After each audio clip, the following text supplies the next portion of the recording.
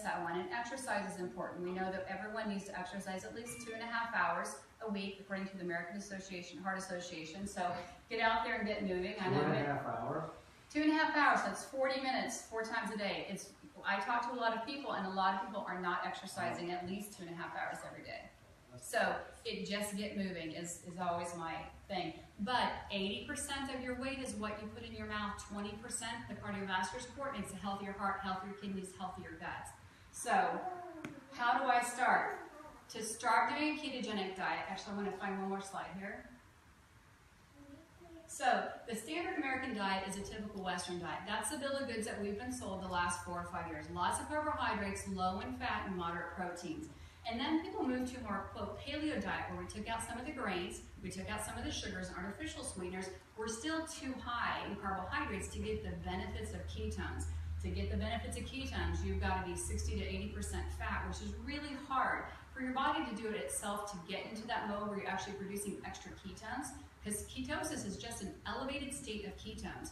We have to almost put our body in a starvation mode or a low-fat, low-carbohydrate mode, then we get ketones. So when people say paleo, it is not fat adapted or carbs, because your body's not producing its own ketones. And we're here today, I'm leaving a drum roll for a little bit, that we actually have the ability to actually put straight ketones, or beta hydroxybutyrate, the ketone that gives the most energy and fuel, straight into our body and still live a moderately carbohydrate diet. So that's super exciting for me. I've been treating patients with a low carb diet for 20 years in my office, and people fail.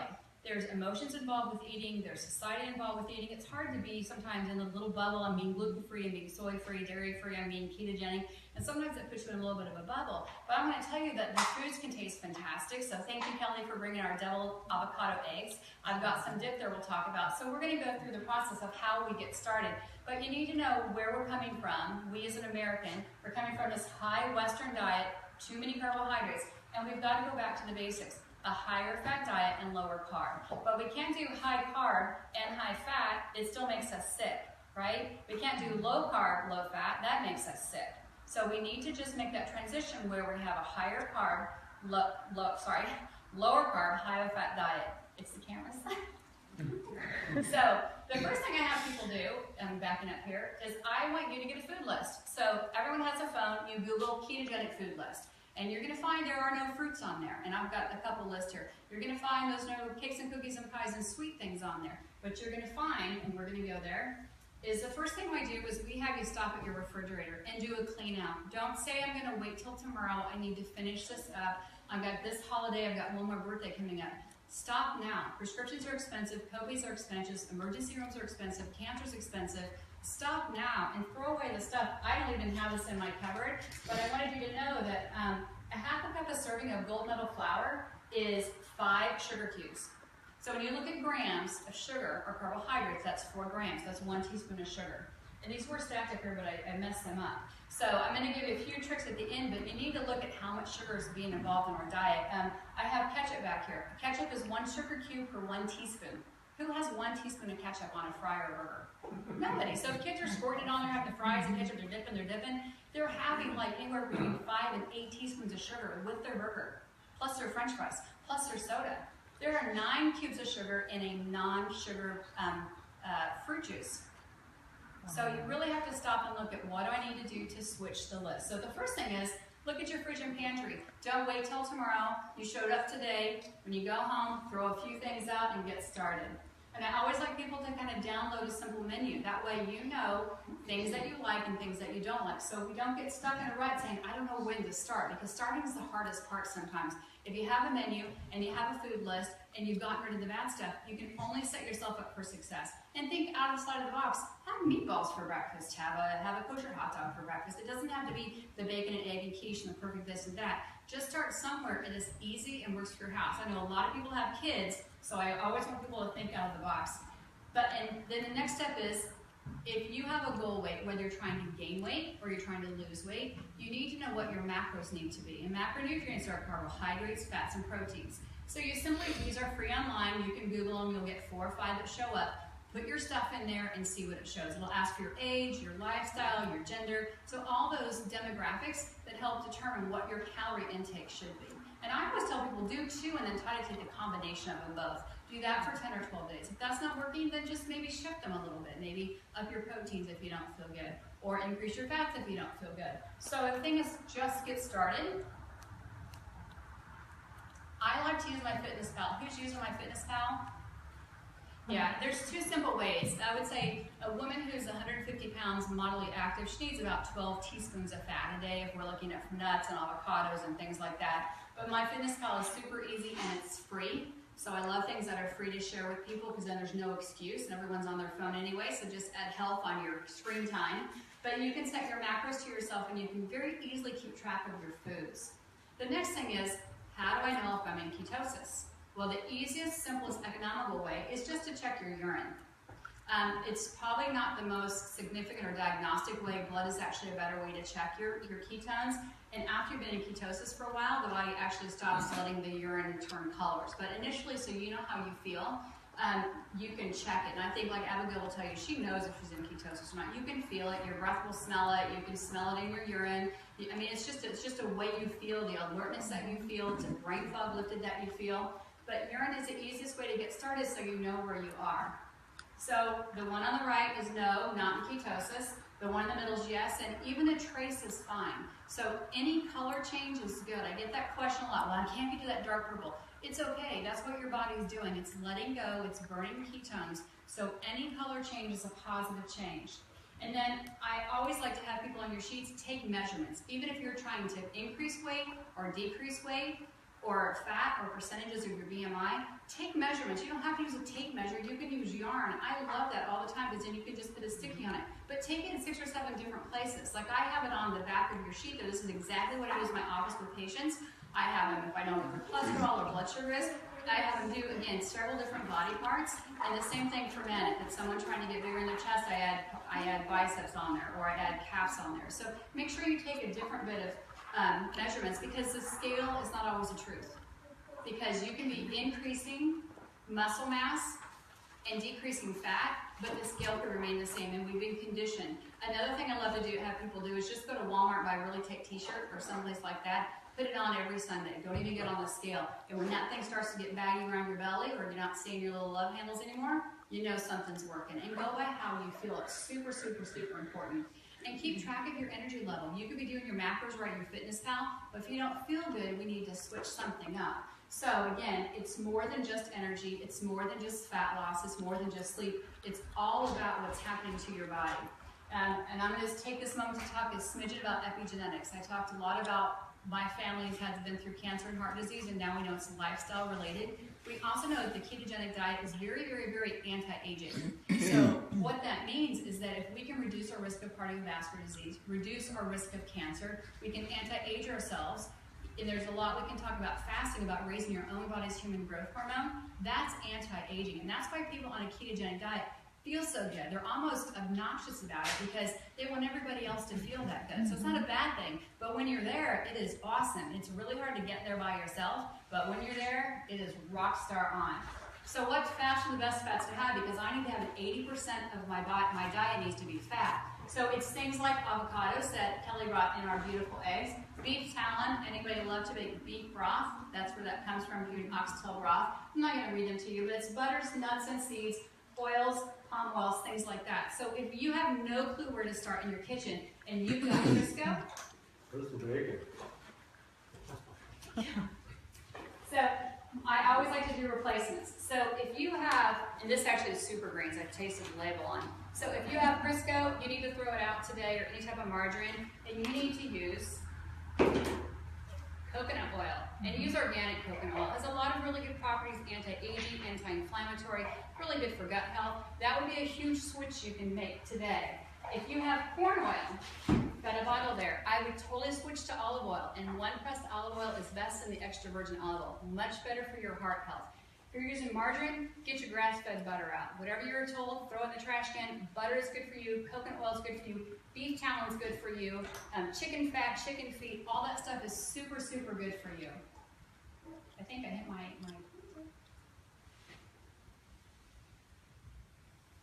So the next class is proteins, because proteins are about 15%. So we were told in the 80s that we need to do white chicken breast and no skins and things like that. throw it away. Dark meat has a lot more amino acids. It's got tyrosine. It's got some other things in there. Pork is the other white meat. Look at duck and quail and pheasant. Those gamey fishes and those gamey meat, deer, buffalo, they are super healthy for us. They're really good in digestible fats, and they were meant to be eaten. My dad was a dairy farmer and a cow farmer, so he said God made them slow so we could catch and eat them. So I was a vegetarian for 7 years because it did, I don't know. Anyway, lots and lots of those healthy fishes. So don't just say to the white tuna in the can. Look at those other things like the mahi, the salmon, the trout, the snapper, all those things that are really, really heart healthy. You're going to get a bunch of fats from. Vegetables, super easy. Start with anything green. And then you can go off the edge. You can put cauliflower in there. Like beets are a great vegetable to have, really high in antioxidants and stuff, but also kind of high in sugar. So those things that have colors, like red and orange and yellow, you want to do those in just a little bit more moderation. But again, you can make some fabulous meals when you start looking at all the green leafy vegetables. You're sauteing them in butter and beef talon and fat and coconut oil and grilling them with all that kind of stuff. It's going to taste great.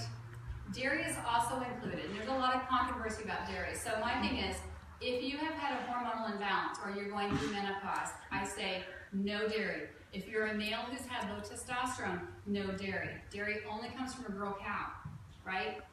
It only comes through lactation. It's not from boy cows. So too much dairy, honestly, can actually throw our testosterone, can throw our estrogen levels out of balance. And I'm going to say that because somebody's laughing back there. The number one surgery done on teenage boys is actually breast reduction on teenage boys. Number one plastic surgery. So it's real, it's out there. Stick to the heavy cream, stick to the butter. I would not be drinking milk. I'd switch to coconut milk, almond milk, those things that many other countries are using that provide a lot more heart health. Did you say butter? You can have butter? You can have butter-based culture and heavy whipping cream and butterfat or buttermilk. Okay. Those are the ones that have shown to have really low allergens to it and not affect estrogen levels. Okay. Because everything kind of teeter-totters all day long and we kind of live in a big estrogenic world. So I always tell people go light with the dairy because that's actually in that fat category, and go more with the plant fats from the nuts, the seeds, the oils, the avocados. Somebody has a question back there. So what is not allowed? Anything starchy is not allowed on a ketogenic diet. So you can get even the healthy grains that we've been taught are still a no on the ketogenic list. So what went wrong? How come I couldn't stay on this great diet that gives me all these tremendous benefits? I'm just eating my greens. I went to somebody's house as a birthday, I had to have a margarita. Or my kid was up all night and I was sick, it threw my cortisol out of balance and I can't get in ketosis. Or I sprained my ankle, I had a lot of pain, and then I can't get back into ketosis because it takes 13 to 30 days to get there. We now have a great new product that will help keep us in ketosis. So I've been in a ketogenic state on and off several times in my life, whether it's training for triathlons, or when I was having a yeast problem after my fourth baby. I recently had a ski accident 2 years ago, so I've been using it for seizure control and tremor control. But I can drink Keto OS, beta-hydroxybutyrate, the most highest efficient ketone. I can drink it in my body. It will give me enough ketones to put me into ketosis within 20 minutes. No more waiting 2 to 3 weeks. No more going, oh my gosh, I didn't get 8 hours of sleep. I didn't meditate this morning. I wasn't perfect. I yelled at my kid, and then, because all those things, seriously, all those things. It's my cycle. It's this. It's that. Stress and infertility. I can tell you all day long. I've dealt with people not getting into ketosis. They bring their fitness pal. They bring their stuff. Everything's right, and they can't get anything to turn pink, and it is more stressful to them than anything.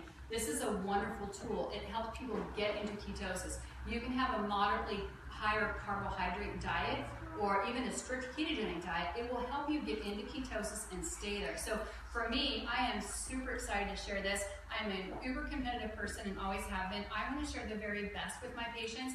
I don't want to give them second best. This is the only exogenous ketone on the market. We've been using it with our military for the last 10 years. Dr. Clark out of Oxford University started doing a lot of the research about 2.5 decades ago. So then we took the Delta Force drink that she had, a G-Force drink, gave it to our military and been using it because it increases oxygenation. It's neuroprotective. We want to protect the best that protect our country, which is our Navy SEALs and our astronauts and our pilots. So now we have the opportunity to help ourselves. So we can achieve those things we want to achieve. We can actually meet those weight goals. We can meet our workout goals. We can do our sleep goals. So there's lots of different things that this can help you with.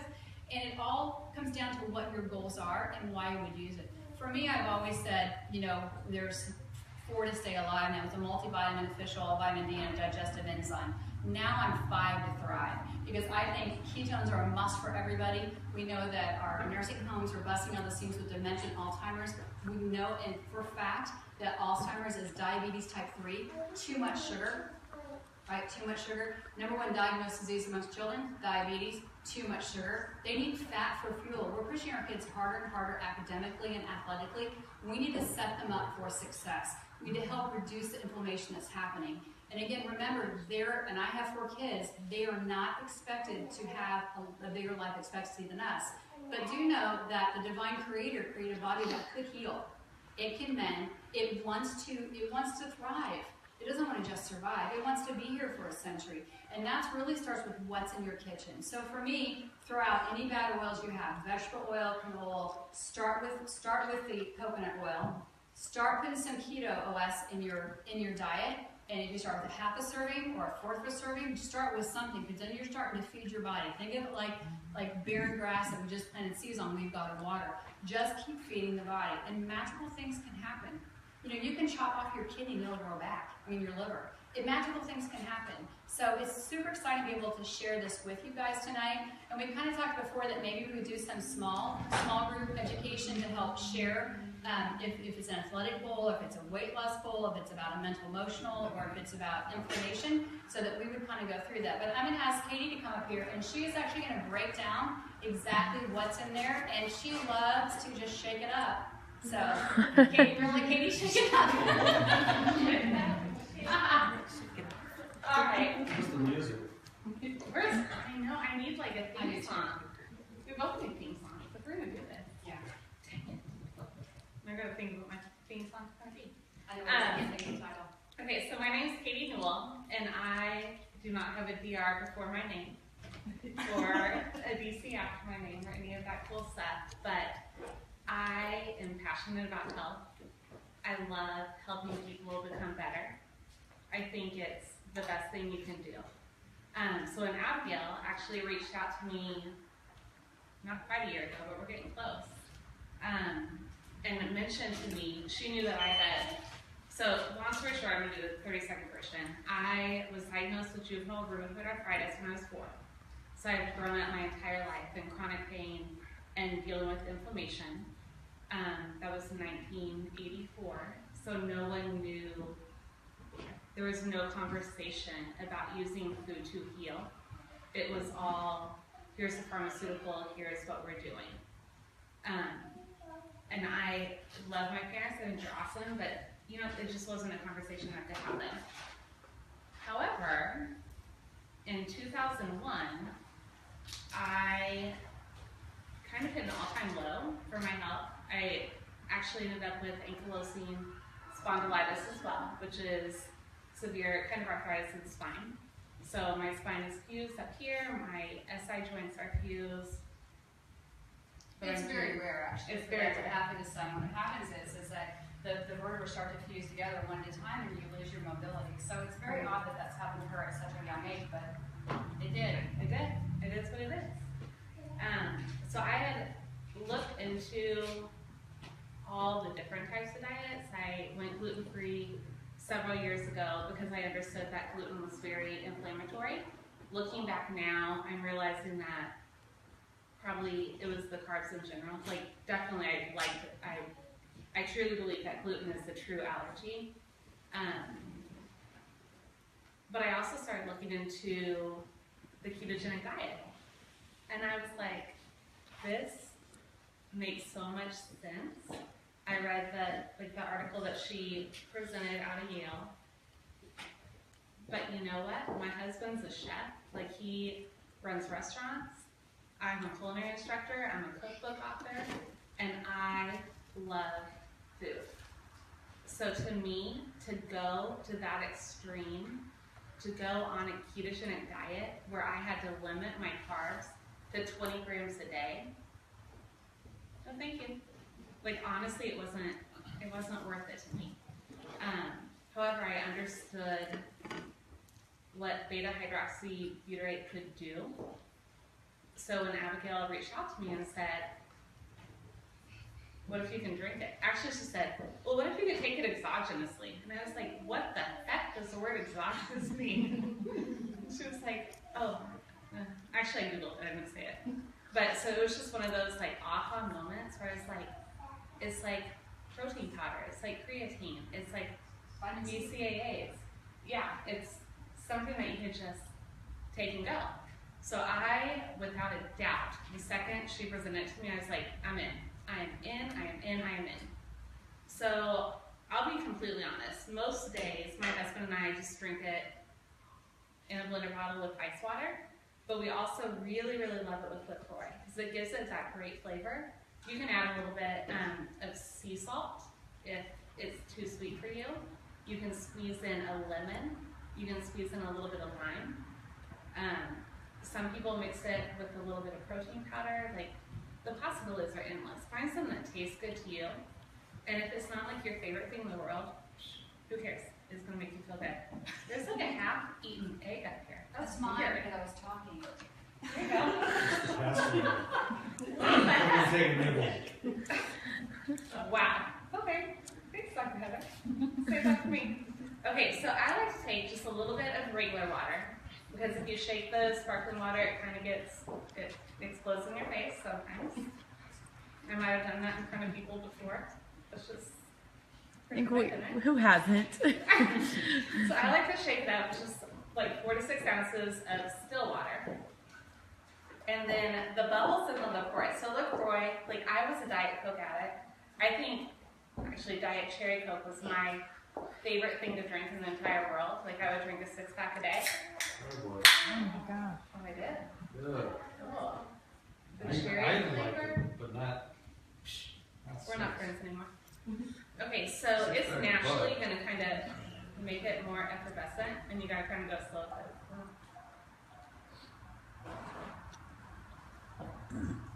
So this is how hard this is to drink this drink, right? Like that was hard. I shook it for a split second, and then I put my lid back on. Y'all ready? This is how you get ketones in your body. Don't miss it. Drum roll. Actually, let's. Right now, that beta hydroxybutyrate running through my body is going to hit my brain barrier. Isn't that awesome? Like, it's that simple. Like, we've been for 100 years, we've been freaking out about trying to get to perfect nutritional ketosis. I just did it. Exogenously, too. And y'all know what the word exogenous means now. So you're going to walk out of here smarter and feeling awesome about yourself. Does that sound good? That's what Heather brings me up here to do. But just so you know, it does have a little bit of MCTL in there. Beta-hydroxybutyrate tastes like tar. Dr. Clark tried for decades to get a flavor that she could actually get palatable without causing a lot of gastric distress. So the biochemistry that has gone into this is phenomenal. So if you knew how hard it was to mix and plate salts and plate MCT with BHB, this has happened. You know, I know pharmaceuticals come out with brand new drugs all the time. This has been in the working for many, many, many decades. And before, it's been like not palatable, or people will be sick or trying to get it down. We've done it through infusion. So this is super exciting that we have it now and that we can offer people. So we want to take a few minutes and want to break into maybe some small groups to get help, or if you have some questions, like open questions, we can go with that. But I feel like before we've done large group meetings, people haven't gotten their questions answered because maybe we've talked about fitness stuff the whole time, or maybe we've talked about weight loss and someone doesn't know where to go with that. But Brady and Paul are here and they can help with any type of fitness questions. Katie and Donna have kind of teamed up to go over just some general inflammation problems. I am happy to help with weight loss, fasting tips, anything like that. But I do want you to know it is safe for everybody. We have a beautiful mom in the back who is 7 weeks pregnant with her 3rd baby, and she is taking ketones this morning. We had my mom who was 75 quadruple bypass. She was here, so we had all generations here this morning. So anyone can take it. It is safe for anyone. If you get too much, it's water soluble. You simply urinate it out. So always start slow. Absolutely. It's just water soluble, so you just excrete it out. So again, that's the great thing. That's why it doesn't have to be a pharmaceutical. That's why it can be sold over the counter or point of sale service, because it's not toxic. when we build up. And that's a big question I get a lot of times. Who can take it? I'm taking this and this and this. We're not making medical claims. I'm not diagnosing anything. We're not making claims to treat anything. But the research out there is real. I want to pull up one more slide about cancer research and inflammation, but I've got to switch things here. And also there's some samples right here, and it's mixed with the lime liqueur. And then we'll pour some orange one. You guys are so quiet. Liqueur. It's mixed with wine. Wine liqueur. Oh. Wine? Chardonnay? It should be. It's keto friendly wine up here. Okay, so super quick here. Only because we know that 1 out of every 8 women will get breast cancer. 1 out of 8. Should we number off? I don't want to be that number. And I don't want to be, because again, we thought it was genetic, now we know it's lifestyle. 1 out of every 2 people get cancer, so we can start getting the guys, and 80% of women with heart disease. If we have a tool and we're using food as medicine, what a novel thought, food as medicine, going back to the basics.